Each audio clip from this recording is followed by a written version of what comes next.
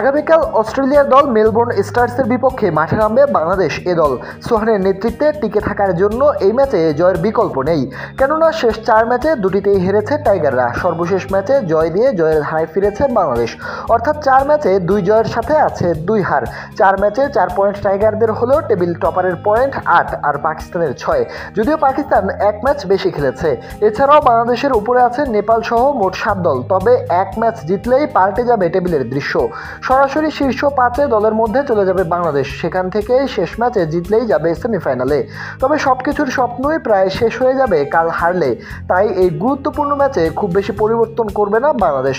ওপেনিংয়ে গত ম্যাচে 11 বলে 25 করা নাইম শেখ আর 4 ম্যাচে 3টিতেই ভালো কেমিও খেলা জিসান আলমকেই দেখা যাবে।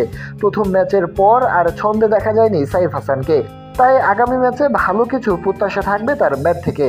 এদিকে গত ম্যাচেও 40 বলে 41 করে সমালোচনা হওয়া আফিফ রান করেছে টানা 3 ম্যাচেই, তাই কাল নিজের চেনা অ্যাপ্রোচে ভালো কেমিও খেলতে পারলে দলের জন্য আশীর্বাদ হবে।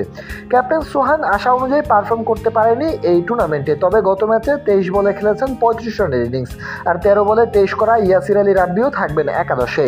তোফায়েল আহমেদ রকিবুল বল হাতে ভালো করেছেন দলের সেরা বোলার হাসান মাহমুদ, সাথে নাইম হাসানও থাকবেন একাদশে। তবে রিপন মণ্ডলের জায়গায় পরিবর্তন আনতে পারে দল, এমনটি হলে এক পরিবর্তন নিয়ে কাল 3:30টায় মাঠে নামবে বাংলাদেশ এ দল।